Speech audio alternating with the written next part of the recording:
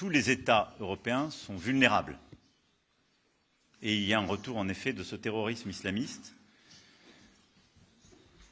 Et nous avons tous une vulnérabilité, c'est celle qui va avec des démocraties, des États de droit, où vous avez des individus qui, à un moment, peuvent décider de commettre le pire.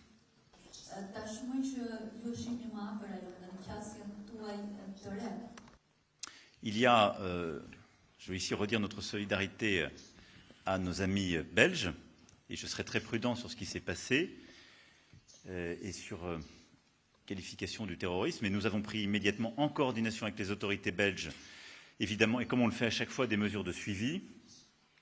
Comme vous le savez, nous avons une coopération sécuritaire et judiciaire exemplaire avec la Belgique, qui a été encore renforcée depuis 2015.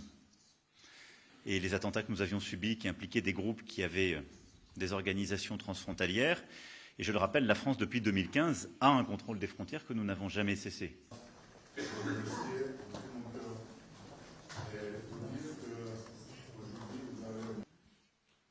Simplement, nous avons besoin dans cette période d'une meilleure coopération des pays d'origine de plusieurs de ces individus dangereux.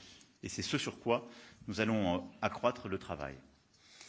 Maintenant, je veux dire ici, avec le plus grand esprit de responsabilité, que jamais il ne sera possible, dans un État de droit, d'avoir un système où le risque terroriste est éradiqué totalement. C'est pourquoi nous devons vivre dans une société de vigilance.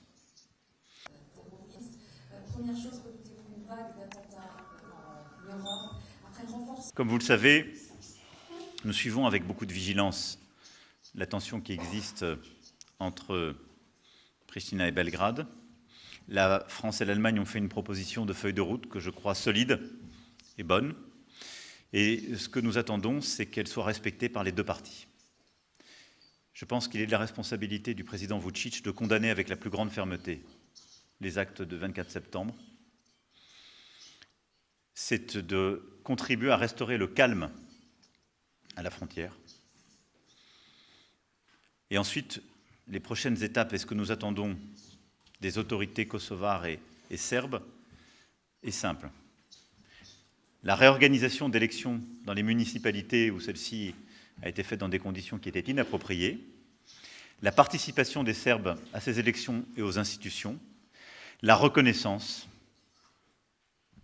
de l'association des municipalités serbes par les autorités kosovares.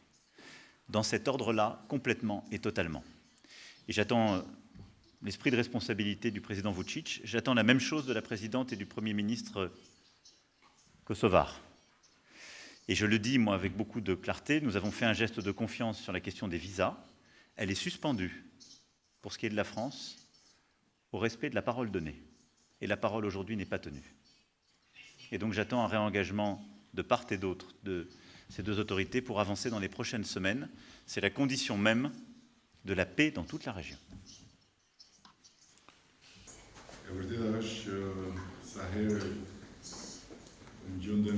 Gjërimin drejt Ballkanit Perëndimor. Tashmë që ju e shihni më afër rajonin tani qasjen. Sot Kosova është futur vetë në një kurth që ja ka bërë vetes, por s'ka qenë kurrë më mirë. Do t'ishte dramatike që të humbiste një drejtë më në fund fituar për të lëvizur lirisht në Bashkimin Evropian, dramatike. Dhe ndërkohë, të dyja palët kanë në tavolinë një plan, që është plani franko-gjerman, që është gjëja më e mirë që mund t'i ndodhi Kosovës. Më e mira e mundshme.